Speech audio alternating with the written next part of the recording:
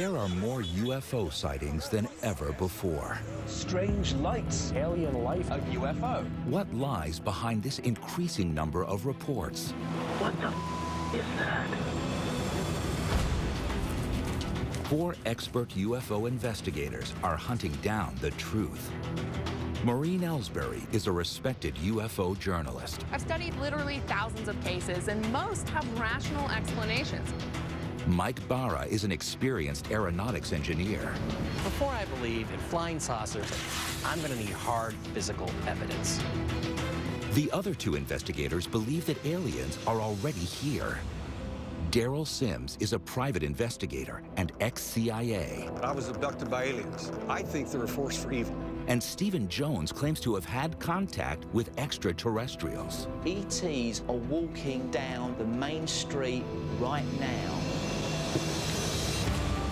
In this investigation, Wow. multiple UFO sightings in South Carolina I have no idea what that is. and claims of an alien shootout in Ohio What was down there? The lights, that's when I aimed and started shooting. lead to hard evidence of extraterrestrial technology. Ben claims to actually have a piece of a UFO. This was not made on the planet Earth.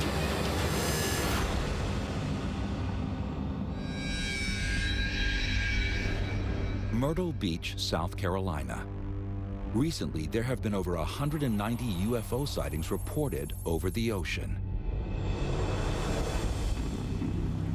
Now, the 4 highly experienced investigators are in town to discover whether aliens are behind this UFO activity and to gather evidence from local residents.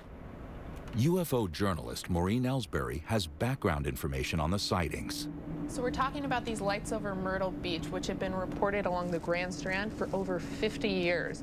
People seeing erratic lights flying over the ocean. Within the last 10 years or so, the activity's increased a lot. Do we have any witnesses? We actually have over 30 witnesses and counting, but our main witness is Joe Kiernan. So let me pull him up. He's a 36-year-old married man. He's got 3 kids. He first saw these lights in July 17th of 2012, but since then he's recorded tons of video. Look at that, Anthony. Oh my God.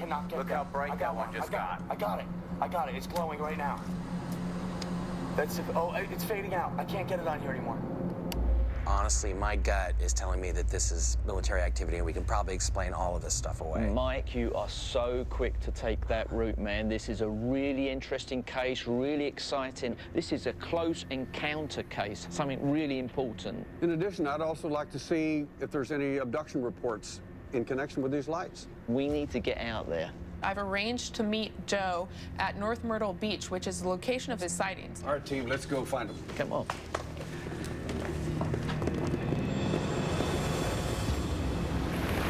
I haven't had much help from any avenue I've chosen in helping find out what the lights are, what they might be doing. Is anybody safe? Is anybody in danger? These are all questions I need answers for. Joe has agreed to meet the UFO investigators at Myrtle Beach Pier, less than a mile away from his home. Daryl Sims. Nice to meet you, Joe. Nice to meet you. Well, thanks for coming out to tell us about your sightings. Where out here were they occurring? Well, we see them come from the south, and they head right up the coast, sometimes from the north, heading down this way, and they like to glow orange in this area here and take off in the southeast direction. So are you continuing to see these often? Lately, I started seeing them near my house. The lights are becoming lower. They're becoming closer in proximity to my family and my home. Ex-CIA operative Daryl Sims is looking for other witnesses to back up Joe's sightings. Is anyone else in your family or anyone? Yes, my entire family has seen them at least 30 times. How do you feel when you see these things? Do you feel fearful? Do you feel excited? I do feel fear, and I'm looking for someone to assure me we're not in any danger and that we are safe. Well, we're here to help you, and we're here to try to find out what in the world's going on and do whatever we can to see if we can resolve some of this. Thank you so much. Thank you. Pleasure. So do you have any more footage you could show us, Joe? I have a lot of new footage, and I would really like to take you back to my house and we can take a look. I appreciate your help. Fantastic. You know, guys, I honestly feel really bad for Joe. I mean, he moved down here for this nice, peaceful life, and now he's getting kind of terrified. Investigator Stephen Jones claims to have had positive contact experience with aliens many times. You know, this contact experience to begin with, seeing these lights, was profound for him. But now, it's just been turned on its head, and there's some fear involved, I'm afraid to say. But fellow investigator Daryl Sims claims to have been abducted by aliens and thinks they are a force for evil. I used to work with exotic animals. They're great at a distance, but when they get real close, I don't have the sense of, wow, I need to go over and pet the tiger, see if it works. But the intelligence behind these lights are not wild animals. They are sentient, caring beings reaching out to Joe and his family for contact. I think you guys are making a few too many assumptions. We have a lot more to this case we need to see before we decide whether this is a hostile or non-hostile thing. Why don't we go to Joe's? Okay. As the rest of the team head to Joe's, aeronautics engineer Mike wants to follow a different lead. Joe's an interesting guy, compelling witness, but he's not a trained observer. And there is another witness named Gary Travis, who is a pilot. So I'm going to leave the team right now, go over to the airport, and talk about what he's seen. Gary Travis says he's seen the same lights as Joe, but from the air. Now, what I want to do is understand why a trained pilot thinks that these lights are UFOs. Hey, Gary. Hello, Mike. How you doing? Nice Great. to meet you. Ready to fly? Okay, great. Let's go do that.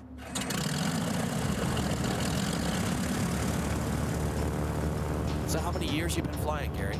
Well, 38 years. 38 years. Yeah. You've seen a few things in the sky, I would imagine. Oh, yes. I've been watching skies for a long time. And we're off. You know, I've never seen anything unusual while I'm flying until back in October of 2011. That was the first time. It was probably 15 minutes before sunset, and I was in the landing pattern for that runway. And there was no traffic on the radio, no other planes were announcing they were in the area. What was it that caught your eye? Now, I'm looking for other aircraft, and I saw an orange light over the horizon. Did this have any other lights on it, or was it just a big orange? Just one big orange light. I just estimated 2 to 3 miles away at my same altitude. Okay, so it's out over the ocean, it's bright orange, and it's away from the sun, right? But I didn't look at my instruments, so I just flew straight toward it to get a closer look. You know, you read some stories about people seeing UFOs and their cars stop. I thought, it wouldn't be good for my engine to quit right now. You know, I didn't want to have to take a swim. I flew toward the light for about 45 seconds. You knew immediately that there was something different about this. It was very unusual. I'm always looking for other aircraft. You know, most conventional aircraft, whether they're large commercial planes or military or whatever, helicopters, they've got strobe lights, they've got a red light, usually a green light. It was definitely not an aircraft. Okay, and how long would you say you observed it for? I'd say 1 minute. About a minute solid. And then what happened to it? It just disappeared. It just blinked out of existence? Blinked out. All I can tell you is this. I've been flying for a long time, and I've been watching skies all my life, and I've never seen lights like these before. Gary is unable to identify the lights, but Mike, who has studied aviation for many years, still believes there is a rational explanation for what Gary saw. Gary's a great guy, rock-solid witness, excellent observer, tons of experience in the air, but what he described and where he pointed out that it was is right where they do the air combat training here locally. So I'm going to get up to the Air Force Base and find out what they were doing and when they were doing it. Early next morning, the rest of the alien investigators arrive at Joe Kiernan's house to examine the new footage he has of the UFO lights. This is the place where we're going to investigate this case thoroughly. Hey, Joe. Hello, how are you? Thanks for having us over. Oh, please, come in. Very happy to have you. Thanks, Joe. Hi, Joe. Oh, nice Good to see you. again. Good to see you, sir. Please, come in. This is a lovely home you got here. It's very nice. Thank you very much. But before he shows them his video, Joe takes the team to the back of his house to point out the flight path of the UFOs. The majority, when they come traveling right through here, And they tend to be right over this tree line here at an incredible How close to rate. these trees and these houses do they actually get? It's seldom they're higher than that tree line. Joe followed the lights and filmed them at a pond behind the trees. He wants to show the UFO investigators just what he saw. This is what I see over that pond. And you can see here, as the camera pans right, there appears to be something red that'll grab your attention. It enters there. When you put it in slow motion, it breaks the plane of the water. It will glow.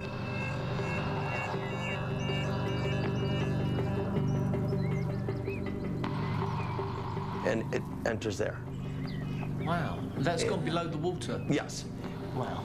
By darn, that is strange. I've never seen anything like this.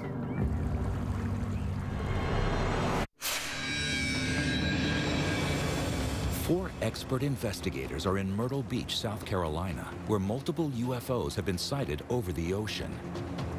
Local witness Joe Kiernan has filmed the UFOs over the beach. And they glow orange and take off in the southeast direction.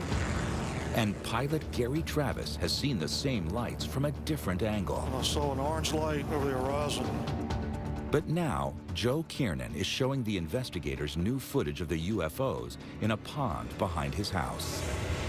Every time it breaks the surface of the water, it will glow red, whether it's going in or coming out. Wow. By darn, that is strange. But Joe has also noticed something weird under the surface. The bottom of the pond appeared to have been a complete circle resembling a crater. UFO journalist Maureen Ellsbury has seen similar reports. You know, it's interesting, Joe, is a lot of people report USOs, which are basically unidentified submerged objects. Right. And a lot of people think that there could be some sort of bases that these things are going to and from.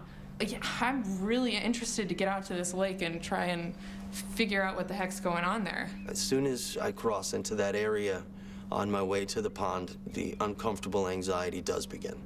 All right, yeah, I know what you mean. Despite Joe's fears, investigator and alien contactee Stephen Jones wants to take him back to the pond. I appreciate your feelings about this, but if you would you return there with us? I will, if you go during the day. Meanwhile, fellow UFO investigator Mike Barra is on his way to a meeting that could provide a rational explanation for the UFO activity. I still think Gary and Joe witnessed military activity. So I'm headed up to Shaw Air Force Base today to talk to Rob Sexton, who's the public information officer up there. And the things I'm going to be discussing with him are whether or not the air wing up there does training that could possibly explain some of these sightings. Hi, Rob. It's nice to meet you. I'm Mike Barra. Hello, Mike. It's good to meet you. Welcome to Shaw Air Force Base, South Carolina.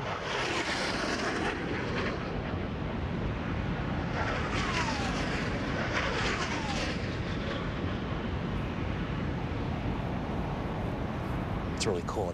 So the first thing that I'd like to ask you is, do you guys train here at all with your aircraft? Well, yes, we do. Shaw's 20th Fighter Wing is the largest combat F-16 wing in the United States Air Force.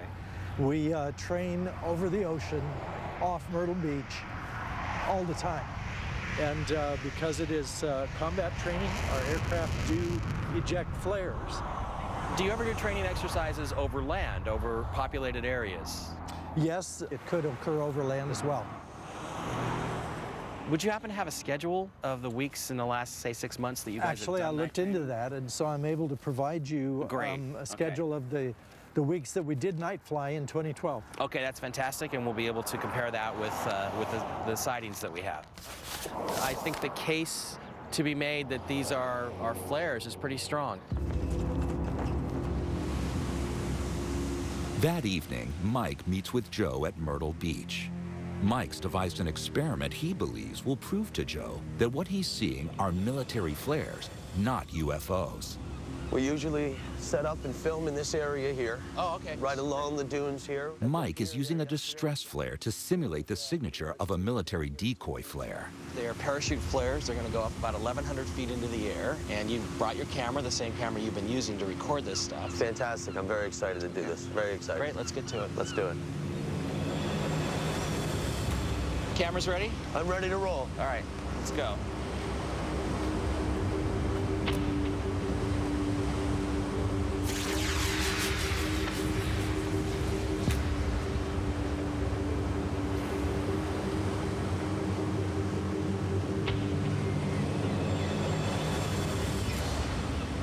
Get that? I got it. Do you think that that's what you've been recording? That's weird? That's not what I've been recording at all, but it's a nice shot nonetheless. I can't wait to take a look at it when I get home. Well, at this point, Joe's very convinced that it's not flares being fired from the beach. Whether what he's actually filming is alien spacecraft, extraterrestrial entities of some kind, I need a lot more evidence for that. But just as Mike and Joe are packing up to leave, the film crew's cameraman spots strange lights in the sky above the beach. They're standing right under that lamp, guys. And Joe tries to grab footage. I can hear something. That's really interesting. Get another one for you. That's great. There's two of them. There's two of them. It's interesting they're flying like that, one right behind the other. But it is a very weird pattern. So incredible. I'm not sure what they are. Look at that. Wow. Yeah, and they're heading right over my house.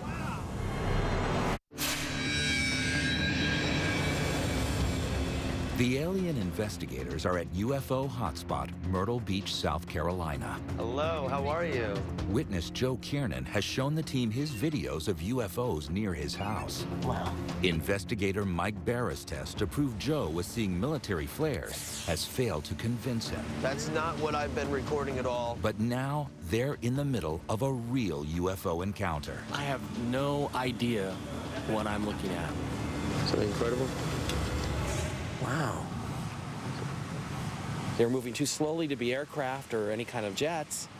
There's not going to be any combat testing tonight, so I don't really know what to say about them. They stayed in a very tight formation, which indicates military, but I'm not sure what they are. Aliens? It would be going too far for me to say that they were aliens, but I don't know what to say about it other than it was a bit strange. The following morning, investigators Daryl, Maureen, and Stephen take Joe to the lake behind his house, where he recorded his footage of the UFOs. This is it. This is the pond in question. This is the area I have a high anxiety and large discomfort being in this area. At times could just be overwhelming, and I don't even want to be back here any longer. It's a tough place to be. Joe, you know, we fully appreciate you bringing us over here, and what we're going to do today is we're going to explore the area. We're going to take its pulse. It's fantastic. Investigator and ex-CIA operative Daryl Sims is an experienced diver. My part, we're going to go out in that water. We're going to do some sonar. We're going to check the bottom of this thing. Any other conditions that could affect this lake from any part of your story. Joe's encountered something here, and I want to find out if it's on the land, and if it's not, it's in the water. Daryl has asked a team of underwater investigators to help him. They normally use their high-tech equipment to analyze crime scenes and search for unexploded bombs. Gentlemen. Hello. You ready to go? We're getting there. All right. We're going to use side-scanning sonar to get a look at the entire bottom of the lake, see if there's any depressions or configurations that might be left by a UFO. If anything has happened out here and affected this lake, I will dive down and I will find out exactly what's in the bottom of the lake and what's there.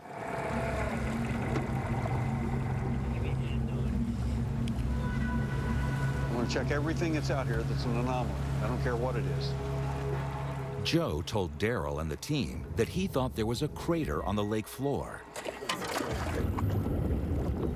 All right, so here we come along out of this cove here. Right. After just a few minutes of scanning, something strange starts to emerge on the sonar monitor. Geologically, you know, it's kind of an anomaly. You have any idea what might cause something like that? Not a clue. You ever seen anything like that in a lake before? No, can't say that I have. There's a depression out here that we found in the deeper part of the water. We've already marked it. We're going to go back and look at that. And some of these other configurations at the bottom of this lake, or this pond, kind of don't make sense. The side scanner has thrown up an anomaly, but it doesn't give Daryl all the information he needs. There's only one way for me to know for sure the UFO has landed in this water. I'm going to have to go down there and take a look.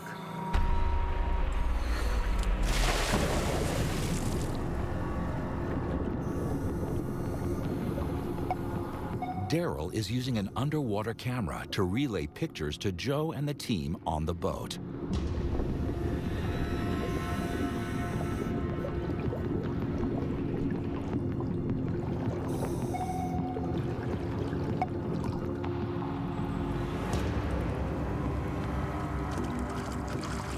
Where Daryl's down under the water right there, that's the area where the orbs of light were moving around in the water. Okay, so if there's a signature of them being in the water, Daryl might be able to pick something up.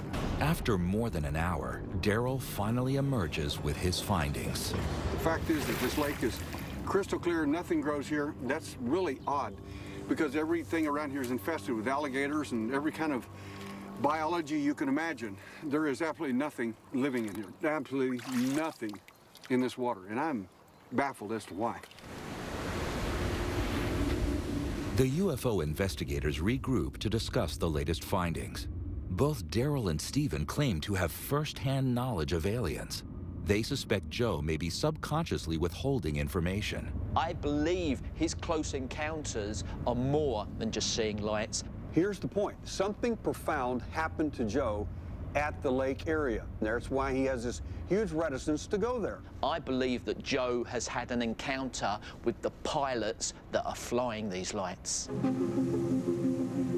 Stephen, who claims to have had lifelong contact with ETs, heads to meet Joe at Myrtle Beach. I've been having ET contact experience all my life, and although challenging, it's been very positive. I believe the ETs are here to help us. My suspicion is that Joe has had contact. He's drawn to certain locations, but he doesn't know why.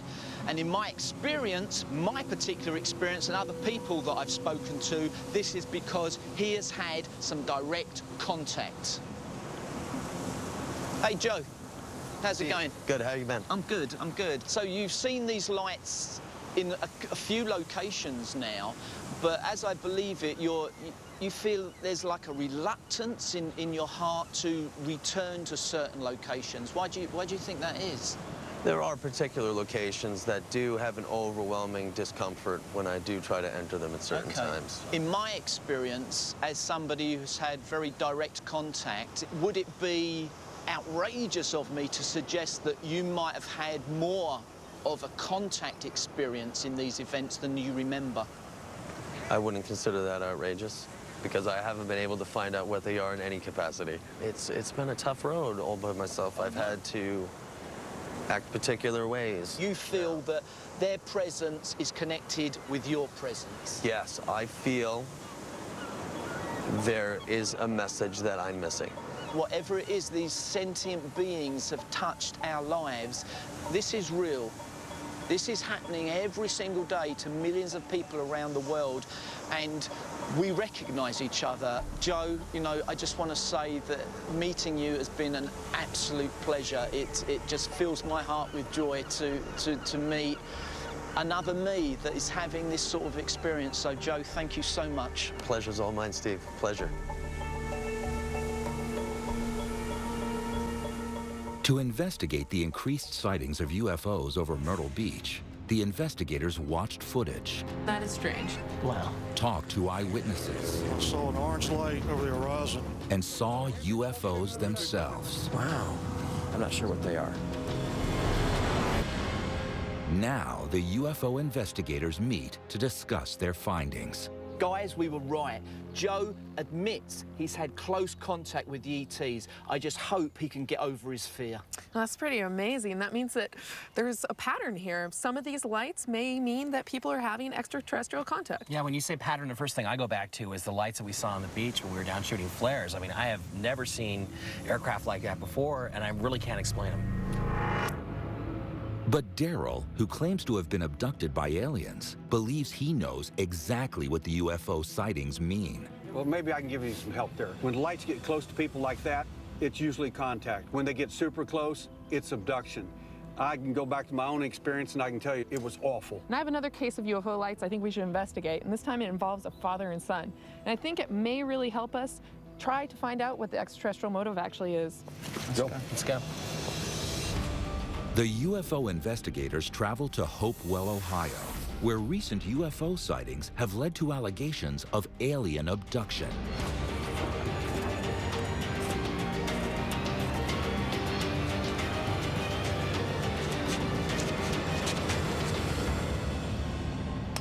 So we have another case similar to Joe's, where a witness is reporting orange orbs as well as other unidentified bright lights in the sky. Now, the difference between Joe and our witness, Ben Foggin, is that he's also reporting that he's had multiple abduction experiences. And I don't think that they're here to help us out and pat us on the back and all that kind of stuff. I saw a whole bunch of tables with a whole bunch of people and a whole bunch of aliens around them doing the same thing that they were doing to me. He's talking about horrific events going on in his life. This is abduction. There's no question about it. Well, yeah, well, why don't we go meet Ben? Okay. Let's go.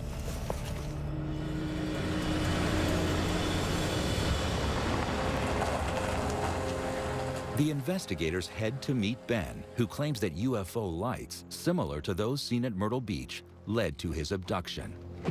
Ben Foggin. Yes, sir. Glad to meet you. I'm glad to see you guys here. I've been wanting to talk to somebody about all this for quite a while. Well, that's why we're here. So, Ben, where and when was the last time you had some sort of contact? Out in our backyard. And what exactly happened there? Ran into some orbs. So is it in amongst the trees? Yes, sir. There was two of them. They were white at first. And one of them disappeared and just left one. And it changed yellow, from white to yellow. Ben, can you tell us exactly what happened here? I was abducted.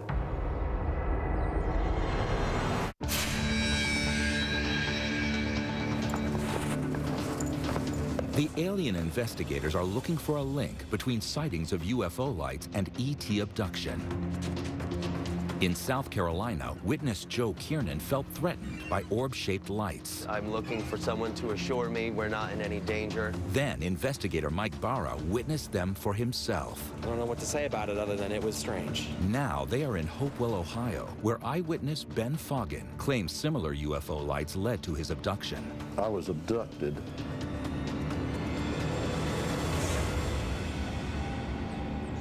Why do you think they did it to you? It was like they were being trained or taught or something like that. I remember that I was on a table, opened up. Physically opened up? Yes, sir. A medical procedure? Yes, sir. Okay. I've had my ribs separated, some sort of clamps put on each side of my ribs, and I woke up. There was no cut, no sign of anything, but the sensation was there. The ETs have done this? Yes, sir. How does it make you feel, Ben, when these things occur? I'm mostly concerned about my family having experiences also. Yeah, I agree. You should definitely be concerned about your family. Along those lines, I heard that there had been an incident with a shotgun. Yes, with my son. He got a little bit excited and grabbed a shotgun, and I wasn't aware of what he was doing. And he went around and started shooting at it. Oh, my goodness. For Daryl, who claims to have been abducted, Ben's story stirs disturbing memories. The aliens first came after me when I was a little boy, and then they came for my son. They come after families. This is how these cosmic skinheads operate. Ben's son Terry agrees to show the investigators what happened the night he saw the UFO lights. Is this about where you were at when this event happened? Yes, this is the area where it happened. What was it down there that caused you to shoot? The lights, because it was like right there at the baseline of the trees. At first I thought maybe it could be hunters back there messing around in the woods with a bunch of bright lights, but I got no response when I yelled out, "Who's out there?" That's when I aimed and started shooting. Terry, show me exactly what happened that night. Sure. I was standing about right here. I cocked it, loaded it, and then I aimed it. The first one I shot was kind of like up here. Yelled one more time. "Who's out there?" And then I just started shooting at the lights. My heart was racing, adrenaline was pumping. I was pretty scared. Terry, what was your need to fire down there? I was scared. My reaction was just to grab it and I shot, and that's about it. Terry fired 5 shells at the UFO, and his father Ben claims at least one of them hit the target. It was making a noise that sounded like a broken washing machine, and then the noise stopped. And when it stopped, right after it stopped, I thought I heard a thump. Ben claims that Terry's shots dislodged a chunk of material from the UFO. Wow, I would really like to get my hands on that. Got it right inside. I'll go get it right now. Awesome, thank you. Great. What do you think? Well, if he's got it, that's really cool. I mean, that's something we could actually get our hands on and physically test. And if it turns out to be something unusual, something weird, you know, it could be, it could, yeah. Very rare. Here you go, gang. Oh, awesome, thank you. Wow. Wow, that is cool. Jeez, look at... What did it actually land on? There was gravel and sand. Okay, so Ben, basically you found this thing in your driveway then, after having heard it hit to the ground, right? Yes, sir. Okay. So did you touch it straight away?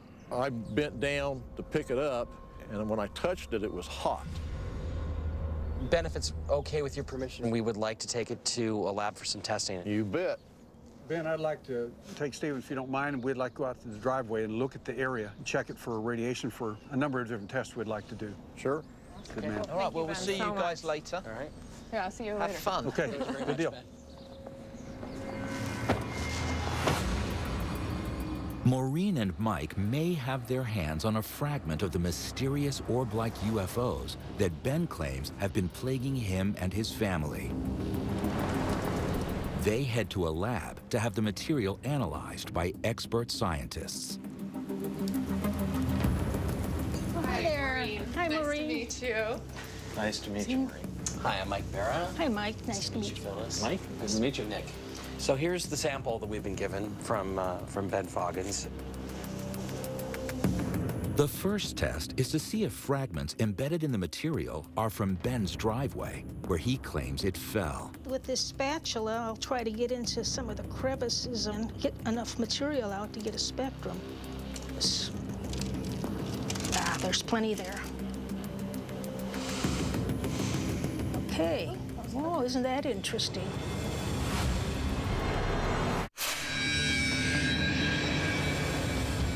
Sightings of orb-shaped UFO lights in South Carolina. Wow. By darn, that is strange. And Ohio. They were white at first. Led to claims of alien abduction. I was abducted. And material being shot off a UFO. Now investigators Maureen Ellsbury and Mike Barra are having the material analyzed and are getting surprising results. Okay. Oh, isn't that interesting?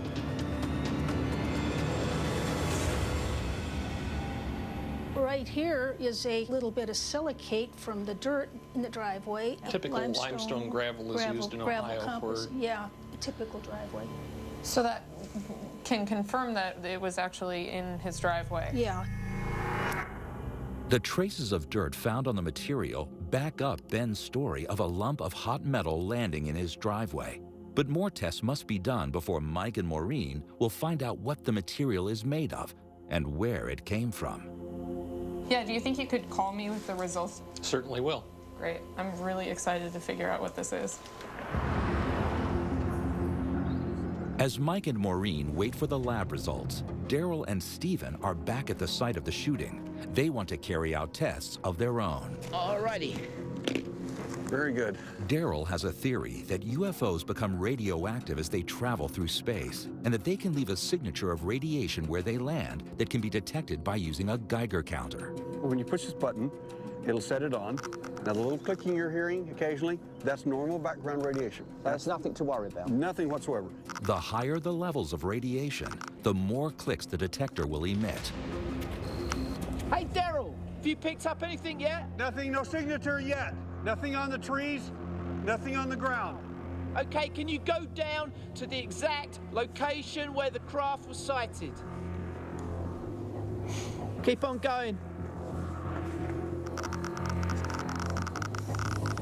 We're picking up a trace of radiation right here.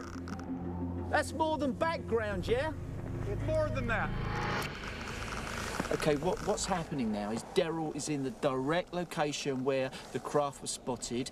He's experiencing more radiation than background. It's saying something happened here.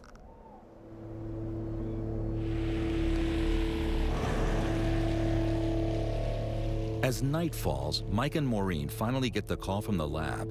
They have completed their analysis of the mystery material Ben found in his driveway. Hey, Nick. Hi there, Maureen. So I'm really anxious to hear about the results of these tests. The ratio of strontium-87 to strontium-88 was somewhat out of bounds. It's something other than a normal terrestrial strontium isotope ratio. I guess I'd have to ask you at this point, if there was some chance this was extraterrestrial, could it be a meteor, or does it have to come from something that's manufactured? Yeah, it would have to have been manufactured somewhere. It really does not appear to be an exact match to any known alloy, at least none that I've been able to find. The next day, the UFO investigators regroup to assess the new evidence from Ben Foggin's UFO shooting incident. I picked up 2 radioactive signals. One was on a tree, one was directly beneath where the lights were at. So you're saying you actually found radioactive material right where they had their sighting, right where he shot at it? Exactly where the light was. While they were firing, they may have actually hit something and knocked some radiation off into the tree and onto the ground. Well, that's another piece of the puzzle that fits perfectly. We also have some really compelling results from what we found out at the lab. Okay, this little baby right here it's really fascinating stuff. First of all, it's an aluminum alloy, and what that means is it's manufactured, okay? So it's not any kind of a naturally occurring material, okay? The interesting thing about this particular aluminum alloy is it contains some very strange trace elements, and they have an isotopic ratio that is pretty far beyond what would be produced on Earth. So you're saying it's... That this was not made on the planet Earth. It was made somewhere else. Yeah, really? Absolutely. In that sense, this little hunk of metal is kind of the holy grail for this entire case. Wow. Outstanding, outstanding work. Yeah, if Ben needed any more credibility, this is the cherry on the cake. Mm-hmm. Let's go.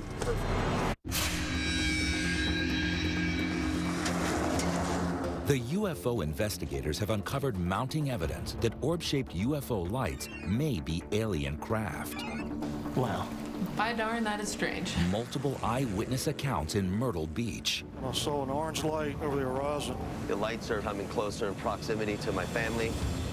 I have no idea what I'm looking at. Claims of abduction in Ohio. I was abducted. Debris from an alien shootout. And confirmation that the metal may not be from planet Earth. It really does not appear to match any known alloy. This was not made on the planet Earth. All point to possible link between sightings of UFO lights and incidents of alien abduction.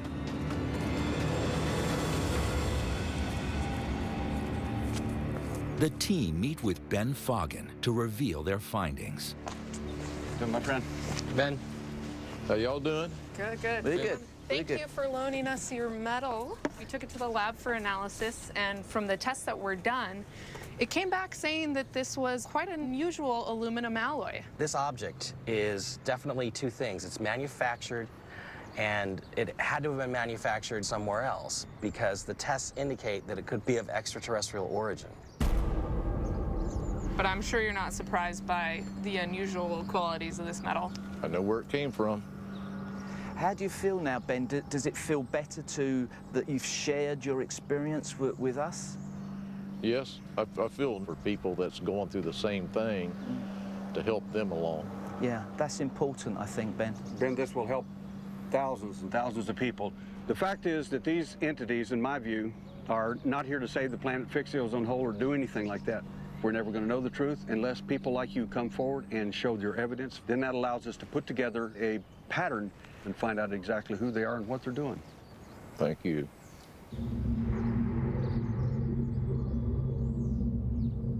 After gathering first-hand evidence from 4 witnesses across 2 states, the UFO investigators sum up the case.